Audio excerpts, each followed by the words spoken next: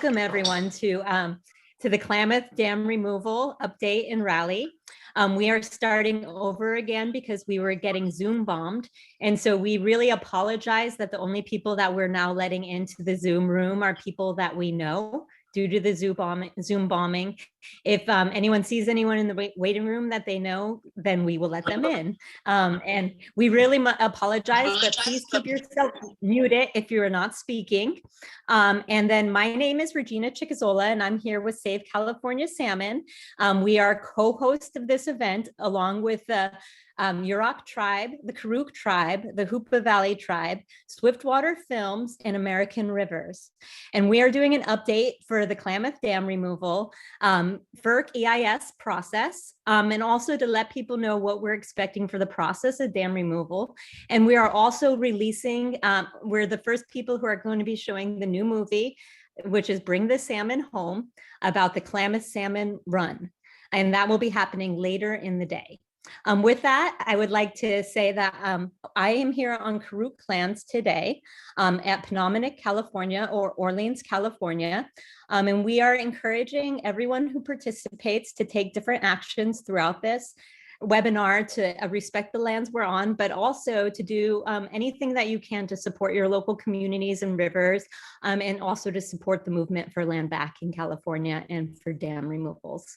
And with that, I would like to introduce my co-host, Danielle Frank, who is one of our youth organizers with Save California Salmon.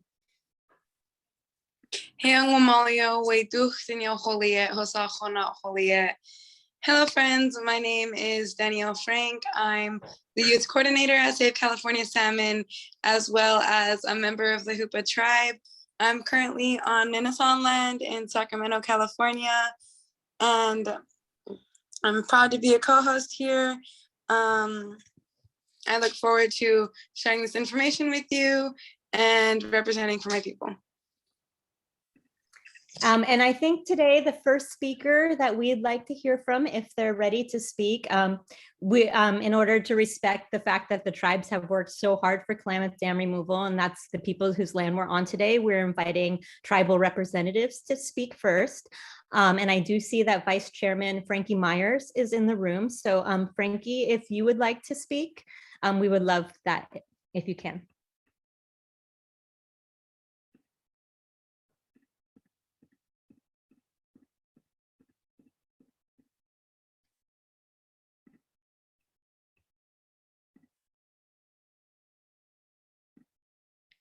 And I do not see,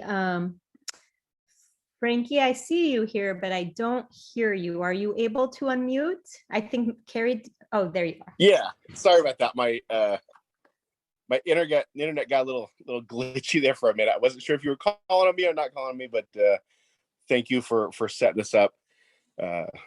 Appreciate all the hard work that everyone's done to get us to this point. You know, it's a good one to have. I like these rallies. We've had rallies over the years, and I'll say this is these ones by far are my favorite to participate in, just because of where we're at. You know, we've been having a lot of really good meetings lately. Momentum is amazing.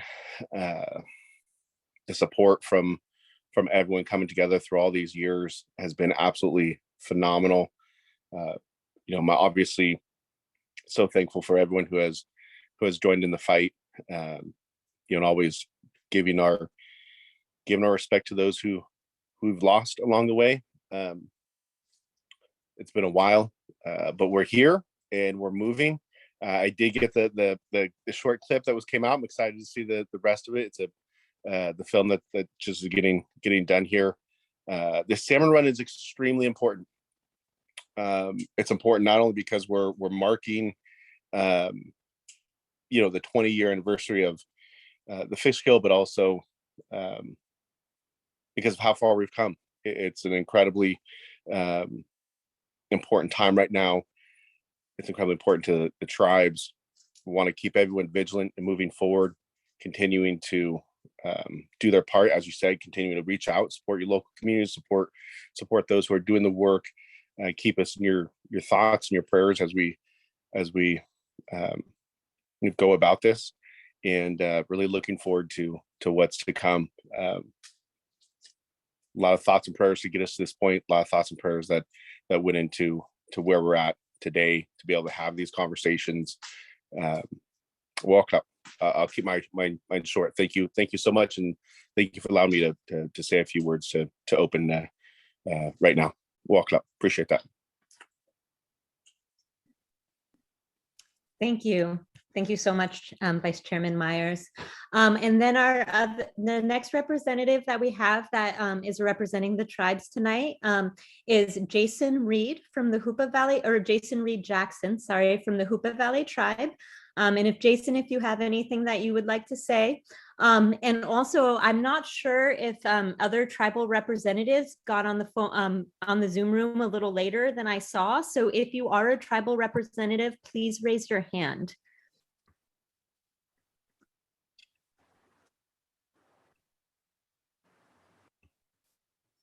Jason, are you here? Yeah. Do you hear me? Can you see me? Yeah. No? We can see you, Jason. Go for it, man. Hey, how's it going, Craig? Hey, Aiki. Hey, Young. My name is Jason Reed, also known as Jason Jackson Reed. I'm here representing the Hoopa tribe, my mom's side. I'm also Karuk and Yurok. Culture of running across Indian country. All for get together. Can you guys hear me? Yes, we can. Yeah, you're good, Okay. Jason. Yeah, thank you guys all for organizing this. It definitely takes a lot of work and a lot of organizing and a lot of moving parts. So thank you, Regina and Danielle, for hosting this event. Having the dams, or where we're at right now, is definitely there's been a lot of blood, sweat and tears, sacrifice from our people and non-tribal members as well. A lot of good people, in this fight, and it's been it's been huge, to get to this point. I know since 2012, they've been saying they're coming down, but I feel like, we're right there. We're in this era of, restoration, revitalization. And so, we're right there. We just got to keep it up, keep that hope and, stay resilient. And, people like you, Danielle, the youth, that are going to keep this fight going and keep our fish, coming back, and not just for your generation, but for the next 7 generations. I feel as a Native, we have an inherent responsibility to this land and to take care of it, and that's my responsibility. I'm just trying to play my role. And, I like to thank, people like Vice Chairman Frankie Myers. I remember him when I was, a young kid, and he was advocating, over in Scotland with my dad, Ron Reed. And, to be there, on the front line, definitely means a lot, for everyone that's, involved here on the river.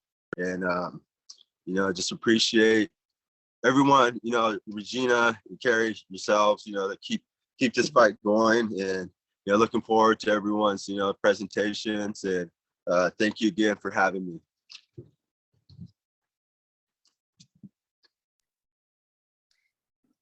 Thank you, Jason. And I think for the Karuk tribe, is it Craig Tucker that's here today? Yeah, I can speak. I'm obviously not a member of the Karuk tribe. I'm a consultant that's been working for the tribe for almost 20 years on this issue, and it's been really an honor and a privilege to be able to work for the tribe. Working on what's going to be the biggest salmon restoration project in U.S. history. And I love seeing Jason out there. I did travel to Scotland with his dad 20 years ago. So it's really amazing to see this this torch of activism being passed down from one generation to the next. And when I see all these young tribal members that are willfully picking up this torch and doing such a great job, it really gives me just such optimism for what the future holds. It has been a lot of starts and stops over the years to get to where we are, but the fact that we have a draft environmental impact statement on the table that's supported by the state of California, the state of Oregon, and Warren Buffett. So the dam owner is actually supporting this arrangement, is championing this deal alongside us today. That was a long time coming. The money for dam removal is in the bank. The money's been raised. So we feel like we're all systems go. We're very optimistic, but that by the end of this calendar year, we will have the final permit applications in hand, and we'll start all the dam removal activities at the end of this year, the beginning of next year, and you're going to see all the work start and this dream come true for all of us. So I really do appreciate everyone's hard work that got us here.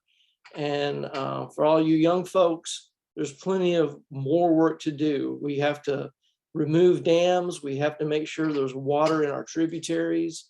We have water quality issues in the upper basin that we still have to tackle. So there's a lot to be done, but this project is going to advance fisheries restoration on the Klamath River light years into the future. So I really appreciate everybody. Regina, I really appreciate you guys and your organization and everything you guys are doing. All the grassroots organizing that Save California Salmon does is just simply fantastic and outstanding. So thanks a lot. I can't wait to see the film, and I'll stick around for questions.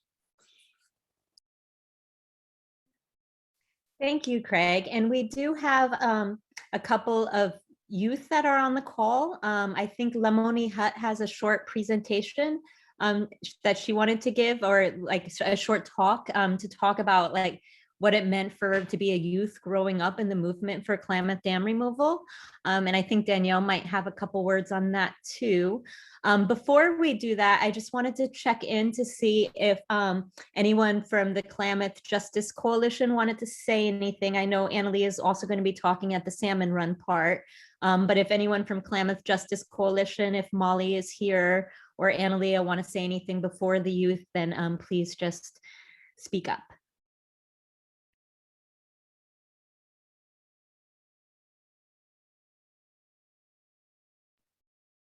Okay, well, I don't see anyone raising their hand. So with that, I'm really excited to introduce Lemony Hutt, who is a youth intern with Save California Salmon, but is also a youth that I've known since she was about 8 years old. And I met her through some of the Klamath dam removal rallies. And I just wanted to give a shout out, Jason was probably a teenager when we started this fight, and a lot of people who are in this room now were youth. I know Kayla's in here, were youth that like helped start some of the movements for the Klamath River. And I just wanted to give a big shout out to all the youth and people who grew up in this movement. It's been, almost 20 years. So it's a long time to fight for dam removal and to keep the faith. And with that, I'm going to introduce Lemony. And I think she has a short presentation. And again, I apologize for people who have to watch on Facebook and can't come in, who are in the waiting room. And we really do apologize, but we had some very serious Zoom bombing going on, and it's the only solution we can figure out so we can show the movie and do the update today.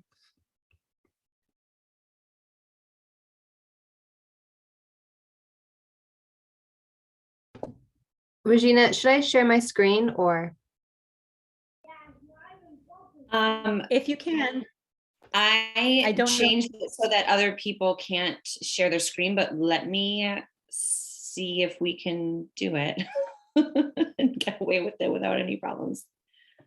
Okay, you should be good.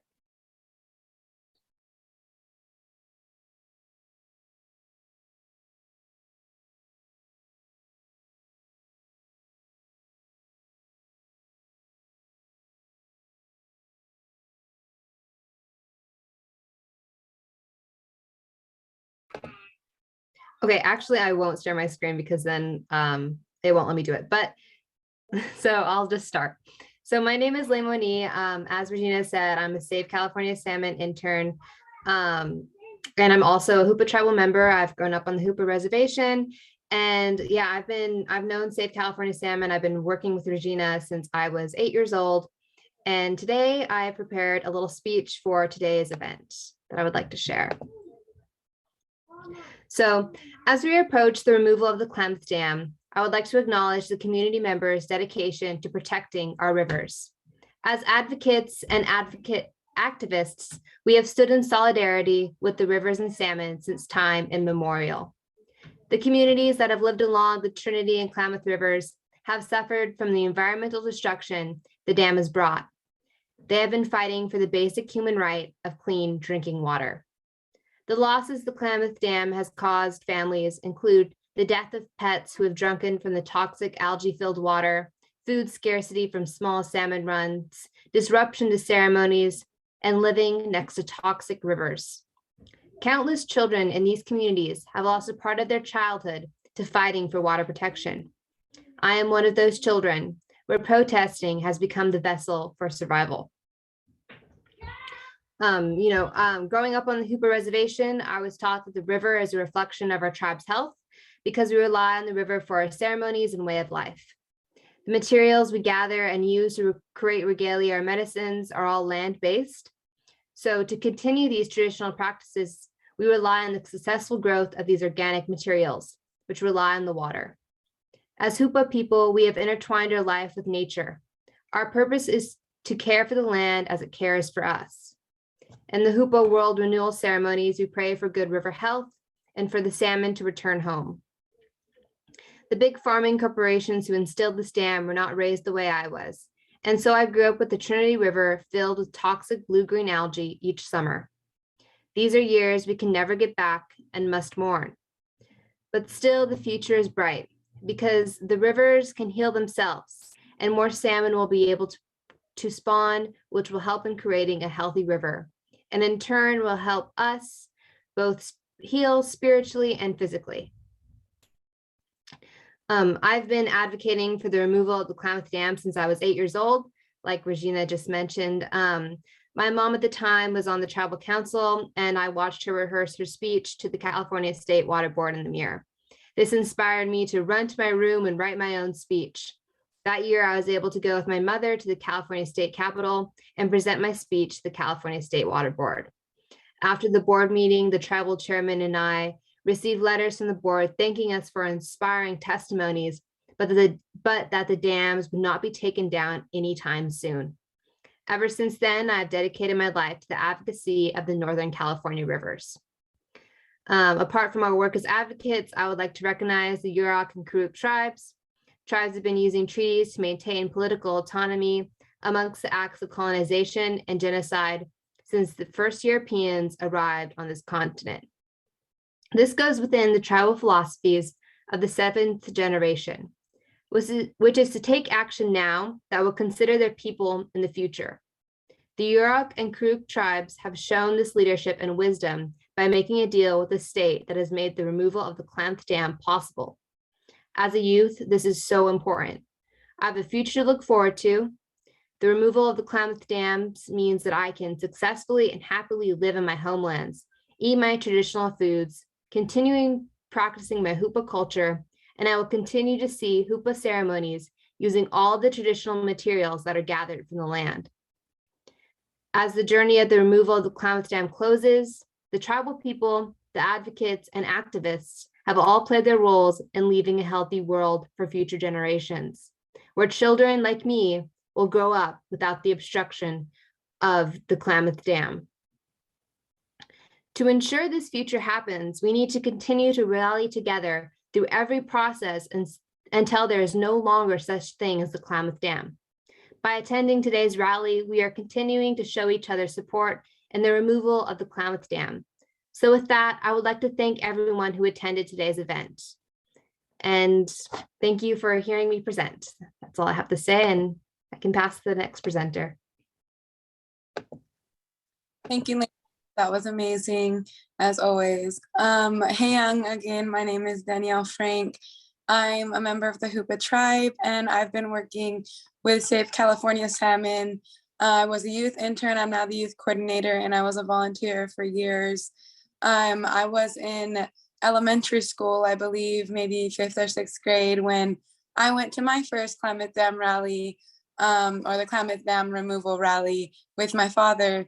He considered himself a piece of the land himself, is what he always told me. And he was an advocate for all things native rights, all things water rights, and especially the Klamath Dam removal.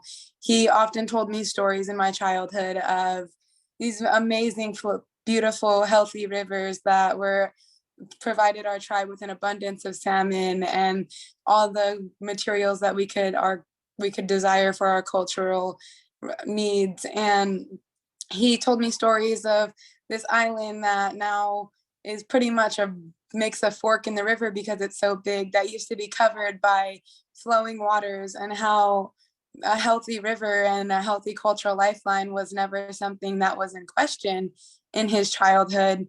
And he told me the stories of how, as he got older, the river dwindled away and the salmon stopped running, and people were worried about the cultural resources. And his dream was that one day I get to see the river the same way that he did.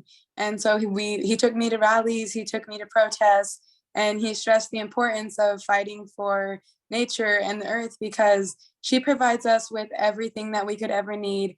She's provided our people with a cultural strength and a cultural wealth that we were just blessed with. It's new that we have to question if we are going to have our cultural resources.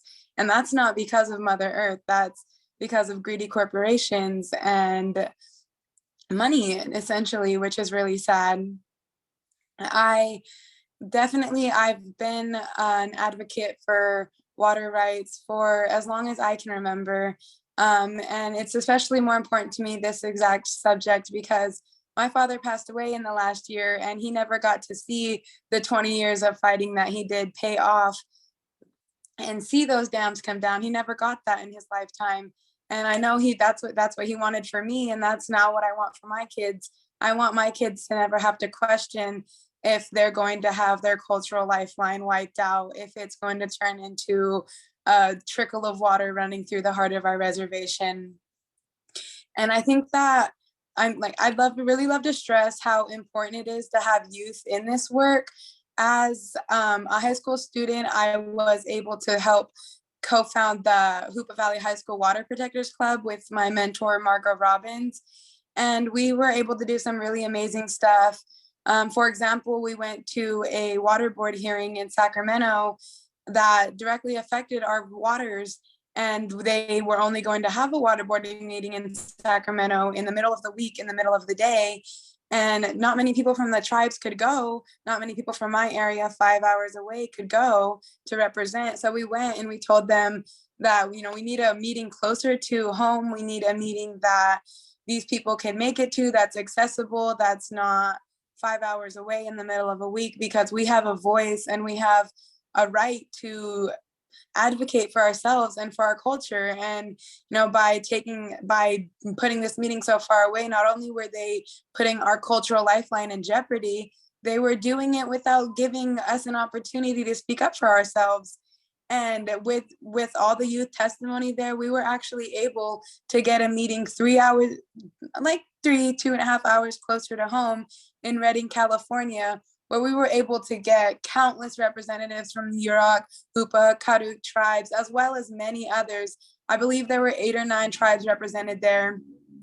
It was one of the most rewarding experiences I've ever had in my life. The youth in our club were able to give their testimony, and they were able to speak on how it's not okay that our cultural lifeline is in jeopardy, and it's not okay that we have to keep going to these things and keep fighting for something that should be a right. Like, they're putting it's not only clean water they're taking, it's not only fish that they're killing, it's an entire culture that's been here since time immemorial that they're taking from us. We stressed that our ancestors fought their entire lives for us to be here, and we're fighting the same fight. essentially we're fighting for the right to be native, to have our cultural resources there ready, to have salmon, a sacred food source to our people, ready right there for us. And we did some, like, we got that meeting closer to us. We were able to get some videos made to go to the governor's office with Winship Media. We were able to, and it was really good to have like a club area where all the youth could be, because most youth in my area know of our issues, but sometimes they don't know what to do about them. And so to have that club where everyone can be like, this is what we can do. We can write these letters, we can make these comments, we can make these phone calls. And we did, and people listened, because not sometimes hearing someone, like a youth, be so, like, youth are supposed to worry about basketball games and homework. They're not supposed to worry about if when they grow up, if they're going to be able to have the resources that are there to make them who they are. They're not supposed to worry about having the right to be native. And knowing that all these kids are so worried about these real life issues kind of opens people's eyes sometimes, like, hey, maybe there's something wrong. You know, if it's not only adults worried, it's our next generation. There's something, we have to do something here. And I definitely want to give a huge shout out and thank you, Satya, to every youth who comes to our meetings, who comes to our camps, who joins any kind of rallies, who educates themselves and tries to take the next step on not only educating themselves, but doing any kind of work to preserve our way of life. And, you know, it takes a lot of work as a youth to care about these things and to understand them. And so I definitely want to thank every single youth who is involved with us or any other organization who fights for what's right. And I would like to, this is one of the issues I hold closest to my heart. You know, I hope that within the next few years, for sure, we'll be able to see these dams come down and see our communities become healthy again. That's something that I unfortunately haven't been able to see in my life. All I've ever known is the river becoming poisonous by August and being told that we're not allowed to even swim in it. We're not allowed to let our dogs drink from it because it's poisonous. I've known almost every year I've been alive, I've known there to be a river of poison running through our reservation that's supposed to be our cultural lifeline.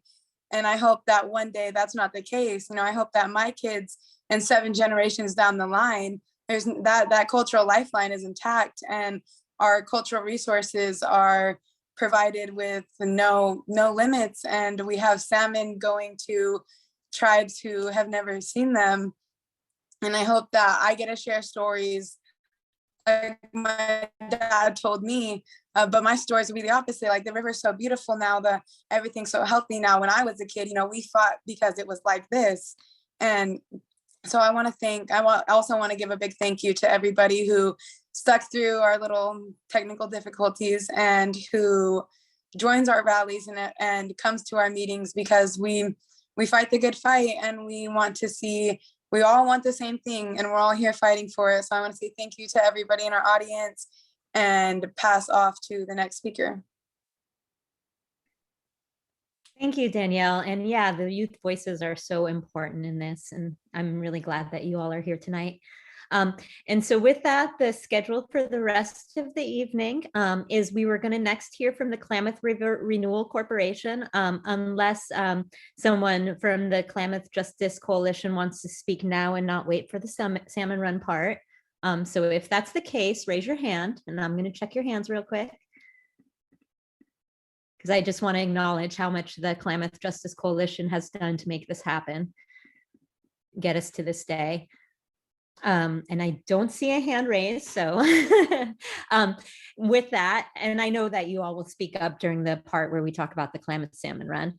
So with that, I'm really excited now to introduce the Klamath River Renewal Corporation representative, Mark Branson. And he is going to give us a little update about what dam removal looks like. And then we're going to also have Glenn Spain talk about how the NEPA process is working. And when we have Glenn talk, we're going to drop some links into the chat on how to do comments. And we're hoping maybe Craig will speak up a little bit too about, because there's a website that'll walk you through that. And with that, I'm introducing Mark. Thank you for being here. Yeah, thank you, Regina, and thanks, everybody. Good evening. Mark Bransom. I'm with the Klamath River Renewal Corporation. And I would just like to acknowledge the opening comments from Vice Chair Myers and Jason, Lamani, and Danielle. It's just tremendous to continue to take inspiration from you all. And the Renewal Corporation is the nonprofit company that was formed to take responsibility for taking ownership of the dams from Pacific Corp, the current owner and electric utility, and then getting all of the necessary approvals and permits and authorizations to remove the dams and do some restoration work with the two primary goals of creating a free-flowing river condition and free fish passage, and to see some water quality improvements. And you all have spoken about the deep significance and relevance to your communities about the impacts that those have had, that the presence of the dams have had. And the Renewal Corporation continues to be honored to help get this project through to completion. So as it has been said, the Federal Energy Regulatory Commission, FERC, recently issued a draft environmental impact statement, and we're very pleased with what we are seeing in that environmental document. It represents a huge milestone for the project, obviously. It's a very comprehensive document. We're very pleased with the staff conclusion that the preferred alternative is the proposed project with a relatively modest set of FERC staff modifications to the proposed project. And we continue to assess what those staff modifications mean for the project, both from a technical implementation perspective as well as a cost and schedule perspective. And we're preparing comments that we will send back to FERC during the comment period that closes on April 18th. And I know that Craig and Glenn Spain will talk more about the comment period and the NEPA process. So I won't say a lot more about that, but there were a couple of really important nuggets in the draft EIS. One, in addition to the staff saying that they are accepting the proposed project as the preferred alternative, they went on to further say that FERC staff will recommend to the FERC Commission that they issue a license surrender order. And that's a really significant statement in the EIS, because what that essentially means is that we're that much closer to having approval for all of the plans and obtaining all of the permits to make this a reality, to allow us, as Craig said, to really get underway with the decommissioning and the restoration activities. And we will do that just as soon as all of those final permits and authorizations are in hand. And we hope that that will be by the end of this year or early into 2023. So one of the things that FERC said in the draft EIS is, please make sure that you get all of the permits, all of the authorizations before you undertake any activity. And that's a real important clause in the draft EIS, because what that basically says is that we need to stick together and we need to do everything that we can to make sure that we don't do anything before FERC has made their final decision. And there are a lot of good reasons that FERC has given us that instruction. And I think that that has some schedule implications for us. And as I said, we continue to evaluate those. But we stand ready to get started on dam removal at the earliest possible time. Again, as soon as we have all those final permits and authorizations, we will mobilize our contractor and get out in the field. The contractor needs somewhere on the order of, say, 7 to 8 to 9 months leading up to the drawdown of the reservoirs and removal of the dams to prepare for that momentous event. We've got a number of transportation infrastructure improvements that need to be done. We need to improve the bridges so we can mobilize the big construction equipment. We've got to relocate the city of Wairika's water line. We have to build worker camps. We've got to relocate the Iron Gate fish hatchery over to the Fall Creek fish hatchery facility and do some improvements there. We've got to provide for temporary electric power, and we have to have worker camps. And we've got to do a number of modifications to the dams themselves to allow us to come in and to drain down the reservoirs and remove the sediment behind the dams before we can actually then get on the dams and start with the removal. So that 7 to 8 month period then is the time that's necessary to do all of those enabling construction projects. So let's assume that we get all of the final authorizations, have all the permits in hand by the end of this year, and the winter allows us to mobilize right away. So starting in January, February, March timeframe, and then continuing through the summer and into the fall, we'll be working on all those early construction projects. All of that's going to lead us up to the ability to actually remove Copco number 2, the diversion dam that sits between the big Copco number 1 and Iron Gate Dam.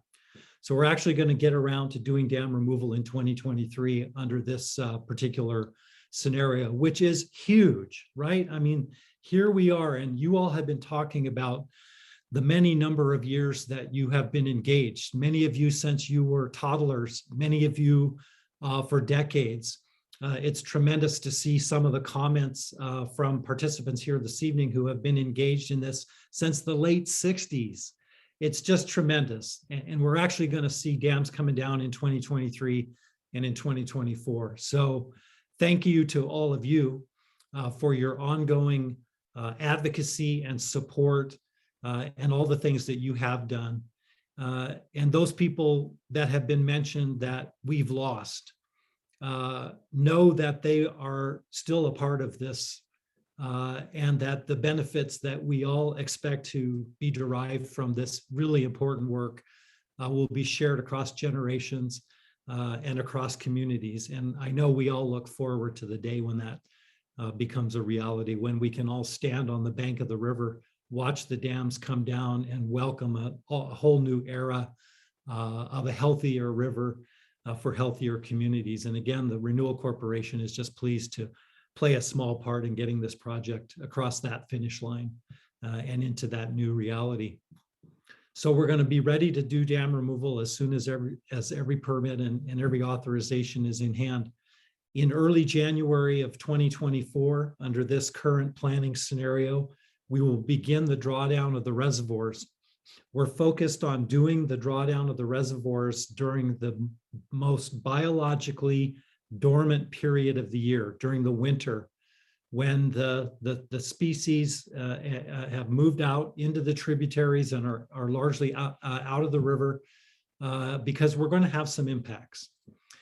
The technology and the technique by which we're going to remove all that accumulated sediment behind the dams is basically to use the energy in the water as we draw those reservoirs down to mobilize that sediment and transport it downriver. And it's going to have some impacts. It's going to increase the turbidity levels. We're going to see sediment deposition and then reworked with the flows as they move through the system. But it's a little bit of the short-term pain for long-term gain.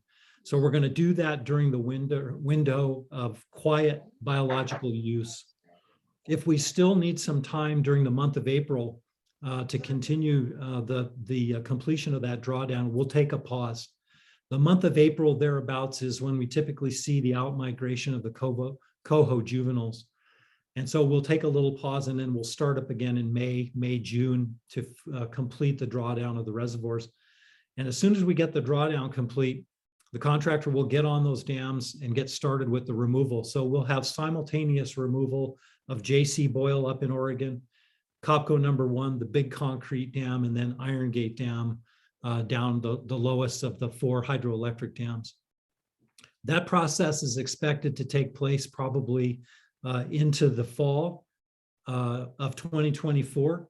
But as soon as we have then established a free-flowing river condition, our restoration contractor, Resource Environmental Solutions, RES, will come in and get started on the full-scale restoration activities. Keep in mind, we've got almost 8,000 acres of land that sit underneath the existing reservoirs or around the fringes of those reservoirs. And we're going to do restoration to restore native vegetation palette that will include important indigenous species. And so we've got a lot of work to do. We're going to do some tributary habitat improvements and tributary connectivity work, as well as a little bit of work in the main stem Klamath. The main thing we want to do, though, with the main stem Klamath is take an adaptive management approach and watch what the river does and what it wants to do as it is freed from the constraints imposed by these dams. And we're going to allow it to decide what the new dynamic river environment is going to look like before we come in and determine where we might be able to lend a helping hand to increase habitat complexity or do other things that will ensure good tributary connectivity and good tributary habitat. But as Craig said, and as others have said, and I think you all know, there remains a lot of work to be done after dam removal. Dam removal is an important step, but it is only one of many, many steps that need to be taken to restore conditions that will promote a healthy river and the healthy communities that rely on the river. So the process will be ongoing once the restoration gets underway. There will be a couple of years of an establishment period where we'll be planting vegetation, replanting where we need to, monitoring. And then the next few years will be all about watching and ensuring the success and managing invasive and exotic species so they can't establish a toehold, and that the native vegetation that we're after really has an opportunity to establish and take off. And then, as I said, we'll continue to monitor conditions in the river to ensure that the free-flowing river condition and all the conditions that are necessary for salmon migration and movement up and down the river are present. And so I'm going to stand for some questions, but again, I'd just like to conclude by thanking Save California Salmon and all of you who are here tonight for allowing the Renewal Corporation not only to be here this evening and tell you a little bit about the dam removal process and where we are and how we expect this to go, but again, for your continued support and your continued advocacy. It means a lot to us. You all continue to be our inspiration to get up in the morning and double down on our efforts to make sure that this happens at the earliest possible time. As we've all seen tonight, sometimes there's some background noise that's unwelcome, some distractions, some things that you really don't want to be dealing with, but you just have to. And then you get back to the important stuff. And that's what we've done tonight. And that's what we're doing with this project. So Regina, with that, I'll hand it back to you all. And again, just say thank you. Pleasure to be here this evening. Thank you so much. This is so exciting. Every time I hear about it, it makes me really happy. But I wanted to quickly see if Craig and Glenn just wanted to say a couple things about how to turn in your comments. I did put into the chat how to get on the FERC website. There's also under take action at bringthesalmonhome.org. There's also directions. It does take a few more minutes than a normal comment because you have to register through the FERC website, which is slightly annoying. But with that, if Craig and Glenn just wanted to talk a little bit about the process and maybe some talking points. I could also help a little bit with talking points, but because we're a little beyond schedule, maybe we could try to keep that to 10 minutes or under. And because I know we have a couple of speakers that are youth that had to jump off for the Zoom bombing who were able to now get back on. And we also have some people here who have been part of the Salmon Run for a very long time and people who are really part of the Salmon Run now. So, and we want to make sure we have space for them too and for the movie. So with that, Craig and Glenn, if you want to go over how to do your comments, and we are asking if you can go ahead and do them now, or at least, cut and paste cut and paste how to do it, because we do need people to show their support. Also, if you can write letters to the editors to your local newspapers, if you can post online, we do have on our social media, we have some infographics that explain how to do comments. And that's on Instagram at California Rivers, and on Twitter at California Salmon, and on Facebook at Save California Salmon. So share with your friends. We can use as many letters to the editor, as many comments as possible, because even though this is almost done, it's not done yet. And we're just really trying to show people that we have a lot of community support for dam removal, because we did fight really hard to get to this day. Okay, so Craig All and right. Glenn, take it away. Let me just put a little bit of context in it. What we're dealing with is a thing called NEPA, which is the National Environmental Policy Act. When the dams were built 100 years ago, there were no environmental laws. Nobody cared. The word environment hadn't even been invented yet. Nobody cared about it. This is 100 years later. Lots of things have changed in society, and one of the things that changed in the 70s is that before you do something, if you're a federal agency, you have to do an environmental impacts analysis. You also have to do a sociological impacts analysis. And that means you have to put a plan out, you have to announce there's a comment period for the public to comment, you have to actually read and deal with and address the comments, and it makes for a better project. What we're involved right now is the middle of that process under NEPA. So the comments you're making make a difference, make a real difference. One of the things that the Federal Energy Regulatory Commission does is they decides whether a project is in the public interest. We are the public. So we're in a situation where we can help shape that decision. And so your comments really do matter. And there's a way of making those comments. I'll pass it over to Craig. The link on where to do that is in the chat box. And I'll give it over to Craig. But just to emphasize that it's really important that we participate. And this is our chance. We live in a world where we can participate. And the agencies are required to address the concerns that we raise. And we also are very fortunate in that we can say, go FERC, we agree with your staff. This is very rare in the environmental impacts world. We agree with the agency that this is the best option. And do it as quickly as you can, because we need to save these fish. We need to save these rivers. So I'll pass it over to Craig, and with that. I'll be quick. If you go to bringthesalmonhome.org, there's an action button. Follow the directions. It tells you how to contact, gives you the link to FERC. You'll get an email from FERC. You'll confirm that email. And there's a sample letter you can cut and paste into your FERC comment. So it's really easy. If you need help, call me. I'll walk you through it. But I think you guys will be able to follow the directions and you'll do just fine.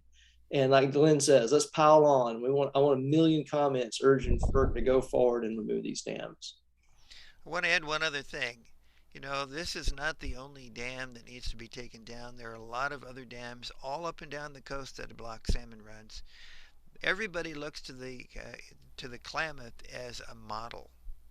And if we can pull this off, this is the domino that crashes all these other projects into existence to remove dams all up and down the coast. We're really part of a major movement, and I think that's important to remember.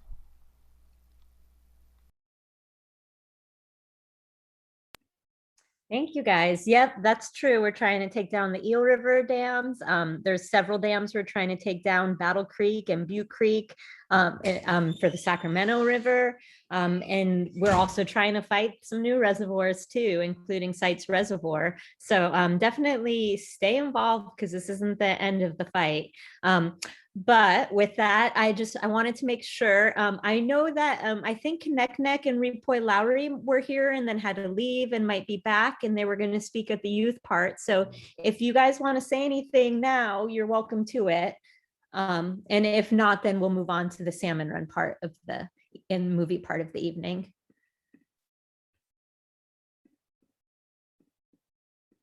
I'll give you all a second. Okay. Oh, oh, you guys are here. Okay.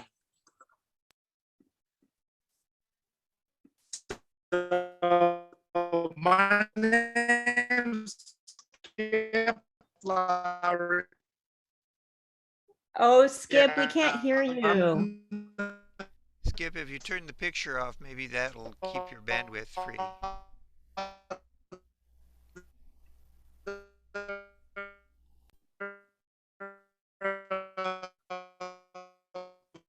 Oh man, sorry, and Skip, but we Boy can't. left out for their able to. Oh, We can hear you now. Sorry. okay. Well, I was just saying that, yeah, Rapoint Kinetic, unfortunately, they can't join tonight. But we really feel that this is an important movement that we wanted to be a part of. And so congratulations on getting this together. And we fully support and want to be included in the future. So thank you guys.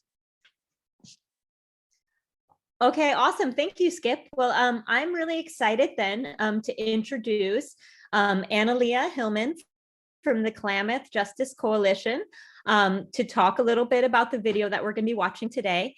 And also, I did notice that that some of the original people that organized the Salmon Run are on the call. So I don't know if they're still here, but I think Kayla and Tasha might be on here. So if either of you want to talk at any point, please just raise your hand, because I just want to honor the people who helped start the Salmon Run too tonight. But with that, I'm going to introduce Analia Hillman from the Yurok tribe, and she's going to talk about the Klamath Salmon Run, and hopefully we'll get more people who have been involved with the Salmon Run also speaking, and then we'll watch the video. All right. Skuyant Uchme Naknao Analia Hillman. Waktao, thank you for having me here tonight. I'm feels good to be here in in a celebratory rally. And as Frankie mentioned earlier, this 2022 marks the 20th anniversary of the fish kill, and that really was the kickoff point of this battle and this fight. And it's been 20 long years of fighting, and we're finally seeing dam removal on the horizon, and we're seeing a lot of good change, a lot of things coming our way, and it's very hopeful, very exciting. Just listening to them talk about the process and what's going to happen, and seeing those dams come down simultaneously, that is so exciting for me. But nonetheless, the dams are not out yet, right? And so the fight's not over. And that's why it's so important to make sure that you do make those comments. We always want to keep our guard up, because things do happen, and things do get in the way. And so you always want to be on guard. And for Indigenous people here, there's always a fight. As long as we're colonized by capitalist systems, there's always going to be a threat to our lifeways, to our water.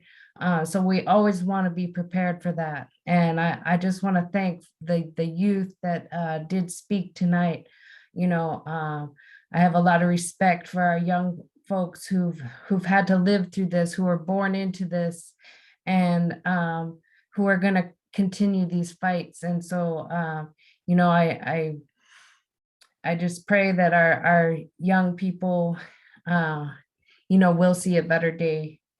And with that, I wanted to mention too, the Klamath Justice Coalition. Regina was trying to get some folks to speak up. It's not really an organization. The Klamath Justice was about, the grassroots movement, the grassroots push for dam removal. And it's about the people who came together united. There are different indigenous nations, people that work together on a grassroots level. And although it's not necessarily this conventional way of doing things, and it really bothers people sometimes because we can be somewhat unconventional. But that's how it's done around here. We move with our intentions and with our intuition, and that's what it's all about. And that's what bringing our people together, and that's how we have to work together moving forward, because dam removal, like I said earlier, is just the beginning. It's just one battle. There's so much more to be done. And I heard folks mention earlier, yeah, there's still so much more work. The restoration has to happen. There's still diverting our water. There's still bad water quality. So these are still things that we have to be diligent about, fighting for and caring for. And so it's important that we stay, united and bring our peoples together and have a stronger front when it comes to fighting these capitalist systems. So, and I think that's what we're hoping and we see with this salmon run. It's been such a beautiful journey watching it develop over the years and incorporating the people from the mouth and all the way up to the headwaters. This last year was the first time we ever went to the headwaters.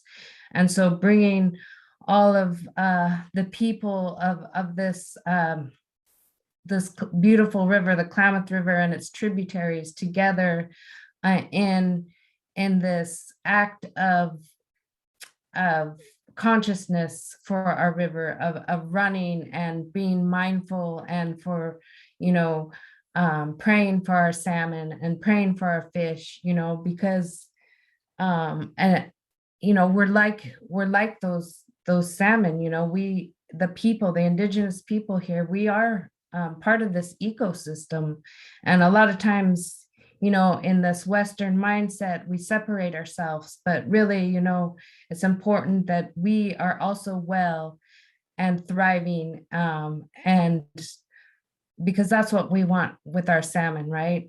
We're one and the same kind of in that sense, and so that's why it's such a beautiful thing to come together in that way. And I want to recognize, the young women that started that run. They inspired us all, and it was a year after the fish kill. So next year will be the 20th anniversary of the salmon run. And those girls stood up and wanted to do something, and they were driven by this desire to help and to do something. And I think that's the essence of, we all feel like this need to participate and to do something. So I just want to recognize those young women, that they've really inspired us all in starting this run. And I'm glad that we've been able to keep it going all these years. Every year we've kept it going. Last year was difficult with the pandemic and trying to keep our community safe and keeping it low key. And it's evolving. We're hoping to, not sure if we're going to keep it grassroots or develop a nonprofit for the salmon run, but it's still in the works. And so I hope that folks are able to get out this year. We'll provide a flyer in the chat for everyone. There's contacts what you do is sign up for a leg of the run. You know, the run goes through our communities. It really empowers our communities. And so that's really what it's about, is bringing the people together. So if you can do a leg, you know, it's all about representing our river and our peoples. And I'm not sure what comes next. Am I introducing someone else, Regina, or what's going on here? I'd like to, if I saw Kayla was on here, and so I'd like to give her an opportunity if you want to talk about the salmon run and how you how it came about. That would be wonderful. Hey, Ankila. I don't know if you can hear me or not. Ayuki. Yeah, I'm really touched by all the words that people are sharing tonight, and I'm listening mostly. But just that, really thinking back, it's been 20 years, just about 19, 20 years. It's 20 years since the fish kill, 19 since we started the run. There was a larger group of girls. I was a freshman in high school, and we got introduced to the concept of a service learning project. And we were all affected at the time by what we were seeing on the Klamath. And, you know, as it's coming in, words coming into Hoopa about what was happening, the fact that we were sitting with an elder in our language classes that was over 90 years old and saying, this is not something we've ever seen, a fish kill like this, and that there's no word quite like it for this, but tuamat, which is famine. You know, we're in these times, and some of us have always been growing up in these times. The fact that that's what our rivers look like today. And so it's through our medicine and our prayer and our fight to keep these rivers healthy and to heal ourselves that,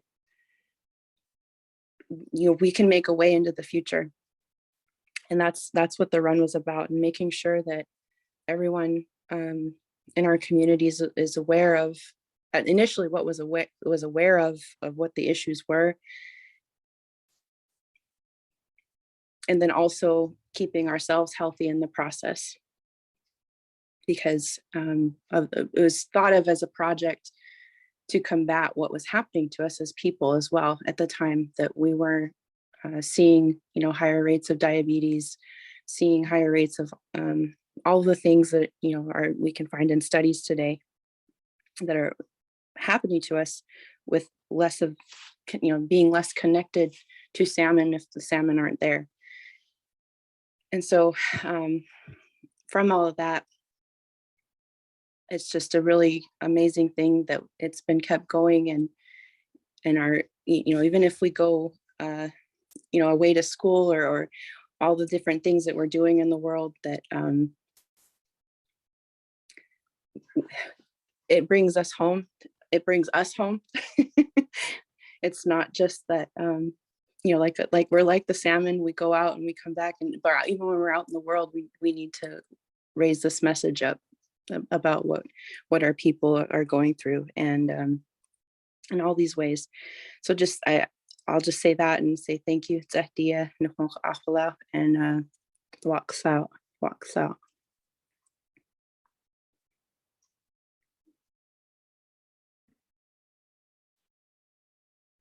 Thank you so much, Kayla, for sharing that. And with that, I just wanted to see if Shane wanted to say anything. He's the person who made the movie, Shane Anderson. If you want to do a quick intro to the movie, you're welcome to it. And then we are going to show it. And it is called Bring the Salmon Home. Thanks, Regina. And thanks to everybody. It's a complete honor to have been able to be invited to capture it. So thank you, Analia, for trusting us and following you all, and just really excited to be documenting the whole undamming the Klamath process over the next few years. So every year we're putting out a short film, and this was last year's short film. And one of the most inspirational moments of my life for sure was being involved in that. And I just see myself as a conduit for these stories. So just an honor, and I hope you enjoy the film. So thank you.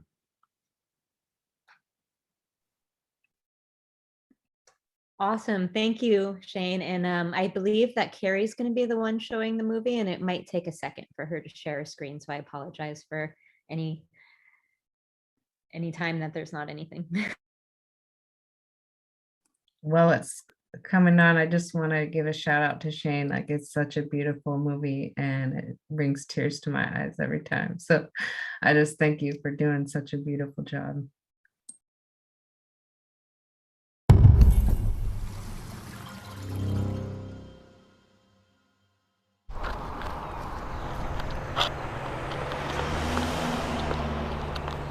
There's this culture of running across Indian country and putting your foot on the land of your people, putting in that physical suffering, putting down those prayers that you're running all through your homelands, and you're doing this, and then that connecting to the next nation who also wants to do that.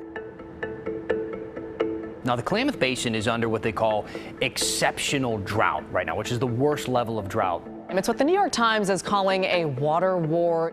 Farmers, native tribes, and endangered species are all struggling to survive this summer.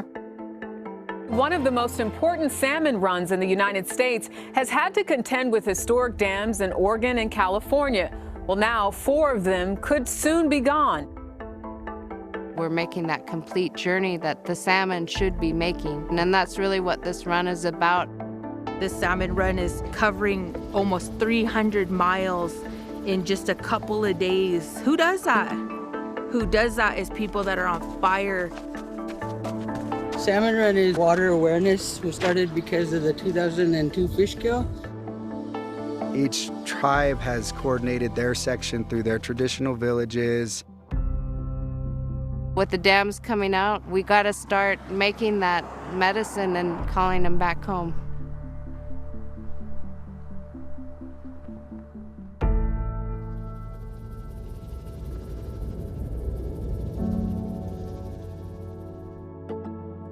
We started all the way down at the mouth. We took the salmon, we dipped it in, we said our prayer.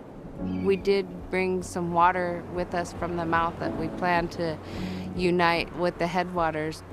You know, the ecosystem is fractured right now, and this is one of the ways we're using to try and fix it through prayer and being mindful. People have been doing this for a long time. 2003 was the first salmon run, and it was a school activity. If there's going to be fish kills and things like this that keep on occurring, then what are my children and my grandchildren going to be able to see? There's not going to be any salmon left. So we felt that we needed to try and do something to bring awareness, and especially to encourage our peers to join in as well and realize that it's up to us. Somebody had a vision and they recognized it when they received it, and they went to work actualizing it. So honor to those people that started the salmon run. This is the first year that we, the people, just took it on, totally grassroots. There'll be one main crew that goes all the way through, and then there'll just be people that pick up along the way and drop off along the way. We're actually running the fish clear to the headwaters of the Klamath River. We want to make that connection and giving love to our river all the way up.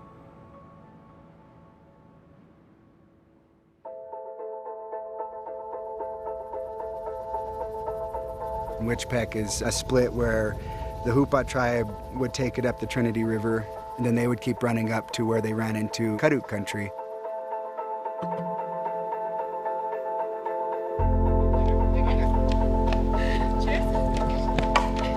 We're on track. We're keeping those prayers up and continuing with the community gatheringness, and that's what it's about, and picking up the strength from each other.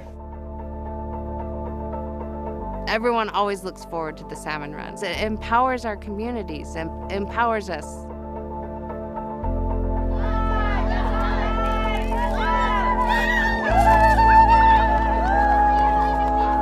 The push for dams coming down, it comes from the heart of the people.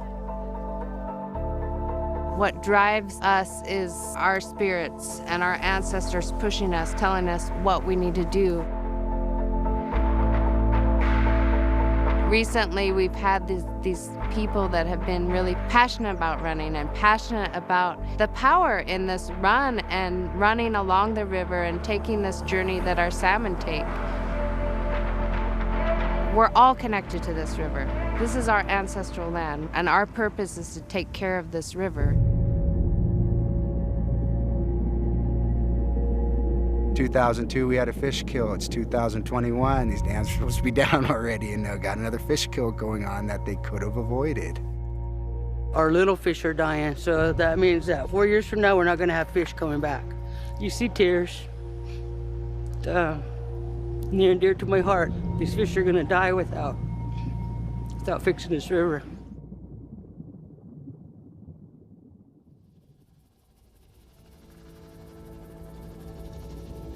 There was only a handful of us that started out, that continued. The communities we went through all jumped in and ran with us.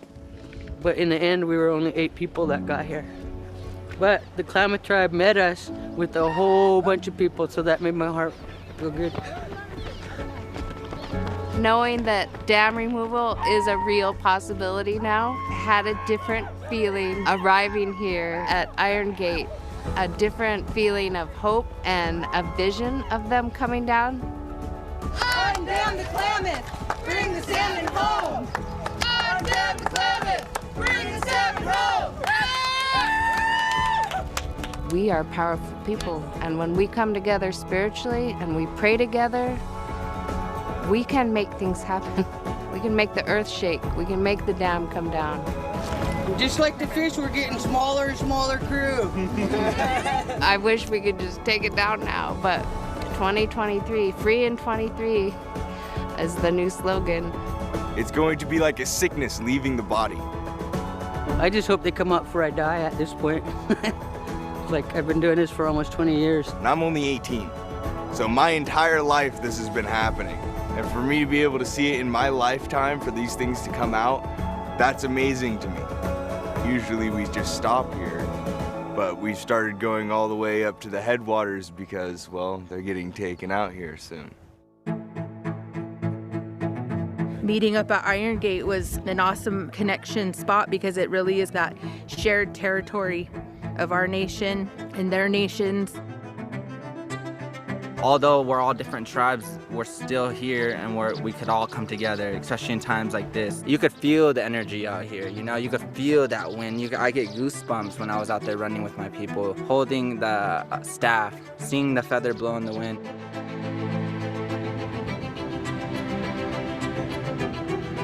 I'm happy to be running with my people. I'm happy to see my people come in together and showing that we are still here.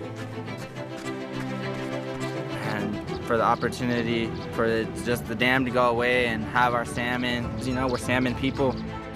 Cheals is the name for salmon among the Klamath and Modoc people, and not having salmon coming all the way up the river into our own territory is a loss that you almost cannot even measure.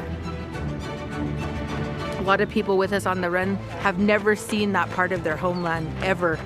They've never seen the Klamath River right there, and they were seeing it for the first time. Not only that, it would be their first time traveling to meet another tribal nation, to connect together and then complete this prayer run.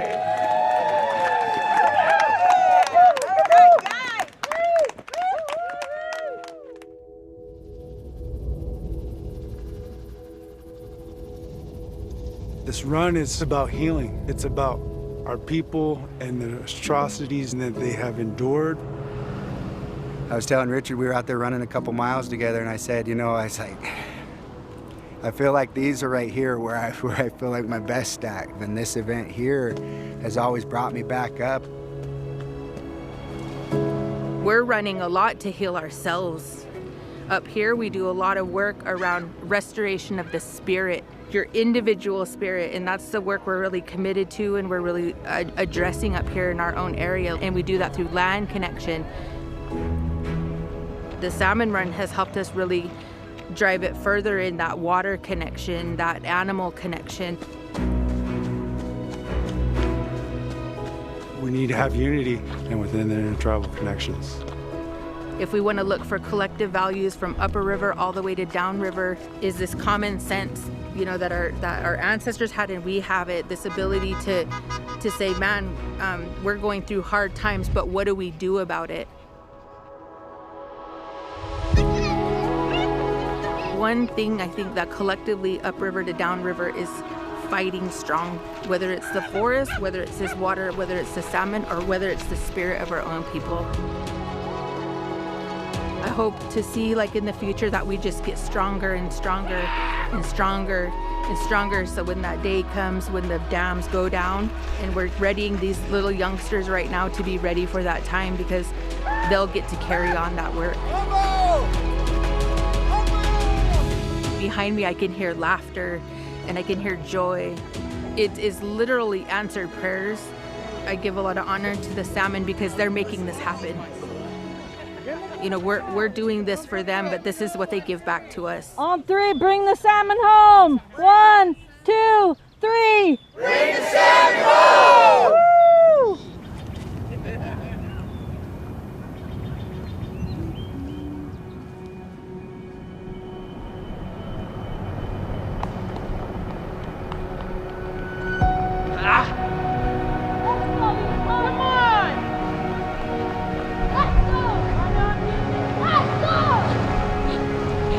I said coming into here, I was gonna leave it all on the line for my people, all on the line, my body, everything.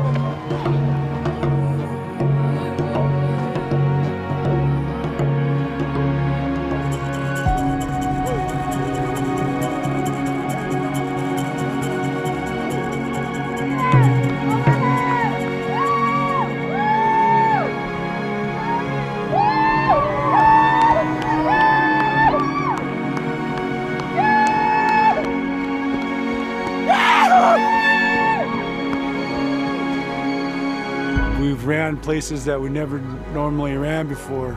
We basically went from the mouth to the tip of where it all begins, to a mighty river.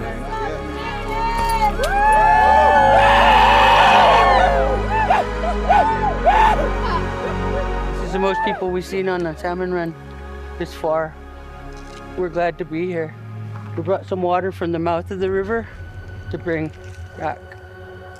We're gonna come together stronger than ever now, and I just want to thank everyone that came out here today and suffered and put their heart forth and had that determination to finish and to run, and that spirit of being part of this journey. And you know, it's just like our salmon, they go through a lot, and we hope that someday they'll make their way back here again. And I brought this water here from the mouth, and I'm gonna pour it in here at the headwaters and bring it home. You know, that water coming full circle, like Annalisa shared, that's healing, you know, to me in my eyes. And us all coming together like this, you know, this is healing too. You know, we have so much in common and so much to share and so much to give one another. You know, and I'm so grateful to you for coming all the way up, and I always have been. So I just want to say thank you. And together we're going to win this. They're coming home. They'll thrive here in no time. Give them a chance.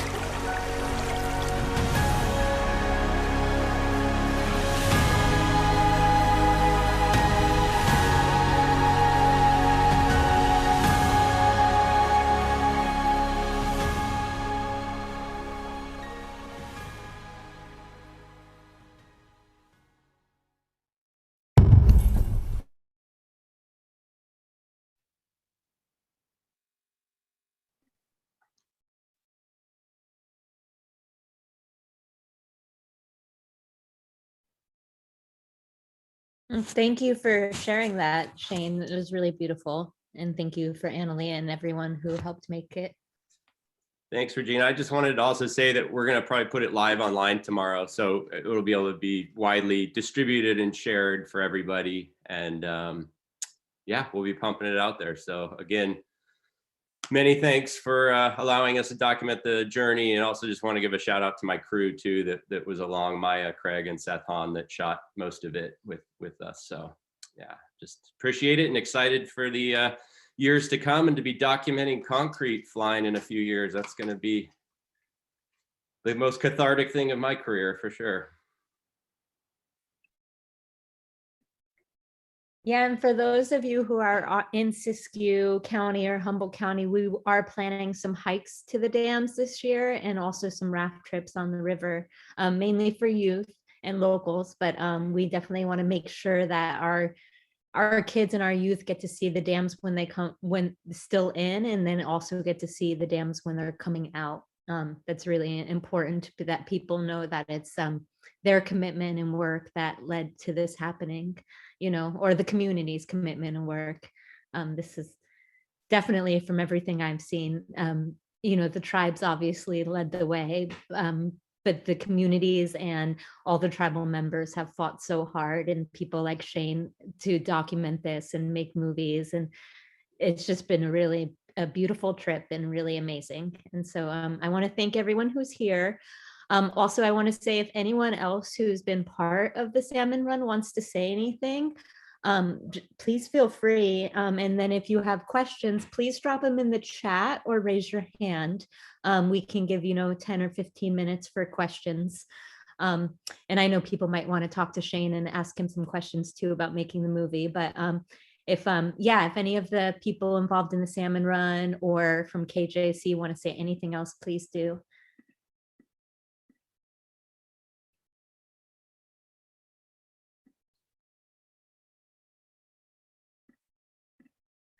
I also wanted to say, before we jump off the call,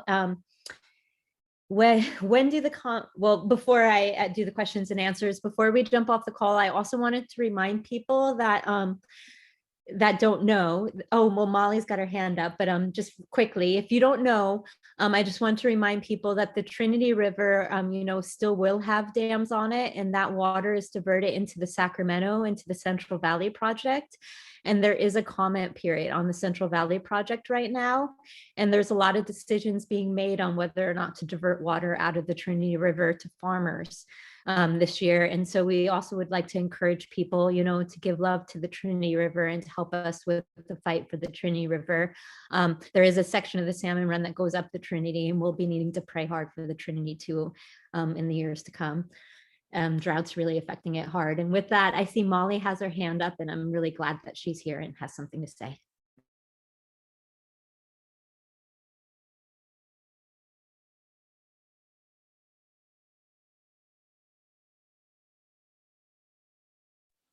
All right, unmuted. So I just wanted to say a couple things. Molly Myers, I guess I kind of represent the Climate Justice Coalition. I'm also a Karuk tribal member. Been doing dam removal project for, all my life pretty much. I wanted to give a couple shout outs. One to the Salmon Run organizers. I remember when those ladies came up and presented to us, I guess it must have been 20 years ago now. I really feel inspired listening to hearing like the youth come out today, and like, you guys sound so educated and involved, and it's just really inspiring. Sometimes after, I guess, decades, we get to feeling kind of like tired a little bit, but when I hear the voices of the youth, it definitely gives me inspiration. The Salmon Run video, seeing it documented like that is a really beautiful thing, and I bet you we're gonna have a huge turnout for that this year. I just am really grateful. Want to shout out some names that haven't been said tonight. The Justice Coalition has had a handful of folks through the years that really stayed on and worked together. and that was Frankie Joe, Analia, Chu, Dana, me. Then there was a lot of non-native folks: Regina, Craig, Stormy, Stotts, Shay, Loma. There was a lot of folks through the years that I don't even know who Petey Brucker.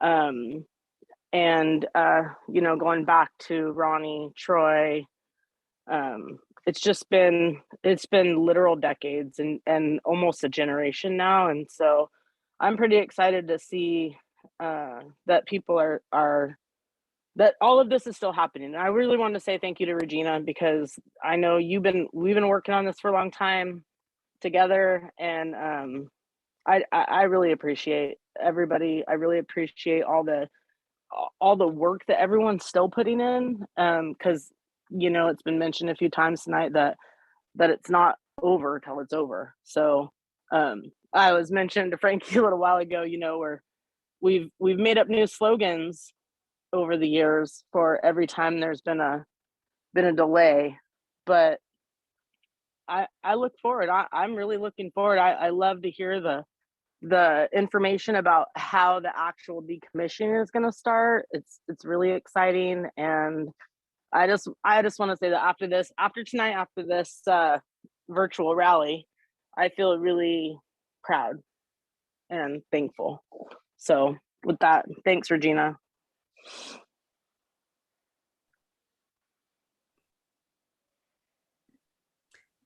Yeah, thank you.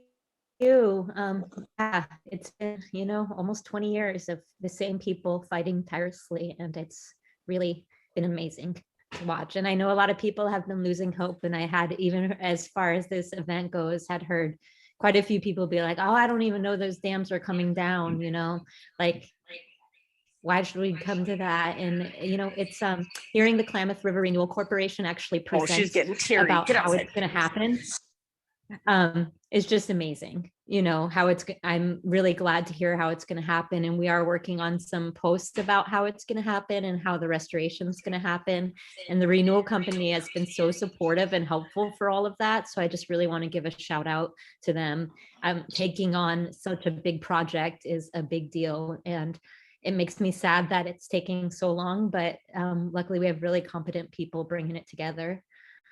So if anyone else has a question, please or wants to say something, please feel free to raise your hand. Comments are due on April 18th. I did see that as a question. Oh, Craig's got his hand up. Sorry, I didn't see you for a second.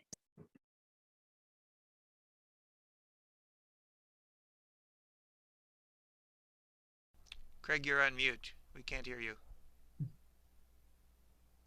Sorry. So Shane, you made a really good film, Guardians of the River, that was really centered on Yurok youth and food security issues down in the lower river. You've made this film about the salmon run.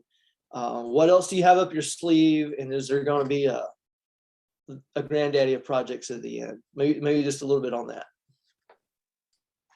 Yeah, all this, it's kind of been, the genesis has been this 5-year process. Well, it's going to be a 5-year process to do the official kind of undamming the Klamath feature film, where we're going to tell the backstory, the actual dam removal, and a little post-dam removal, and bring the story to the world. I mean, this is, the largest restoration in the world scene, and the most inspiring people I've ever met behind it. So I can't tell you how important this story is going to be to other watersheds across the world that are facing similar issues. And they couldn't have a better team of motivational, inspirational people to tell the story. So we're gonna bring life to the stories that have already been told, and be there for the new ones to unfold, basically, over the next few years through dam removal.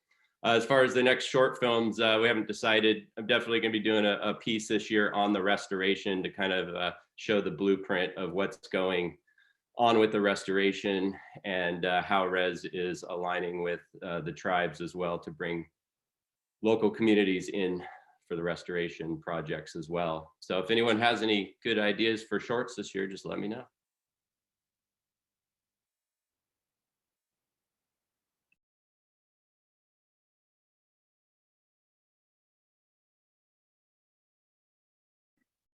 Okay, any more questions? Are there any questions on the Facebook, Carrie?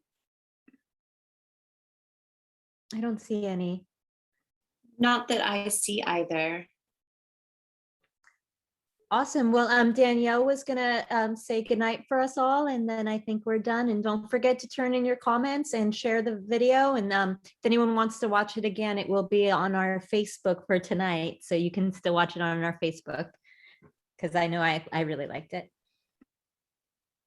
I want to start off by saying thank you to, the movie was amazing. I loved every second of it.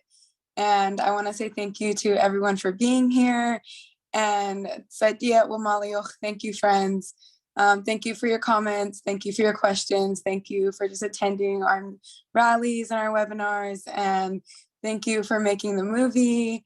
And thank you for helping us get back a piece of ourselves that some of us have lost. And thank you for helping make sure that 7 generations down the line, we as a people know who we are still, and we as a people get to celebrate our cultural resources and helping us make the world a better place, starting with our little sliver of it. This is going to change the world eventually, and I'm so glad that we're all a part of it together. And Sadia, and don't forget to comment.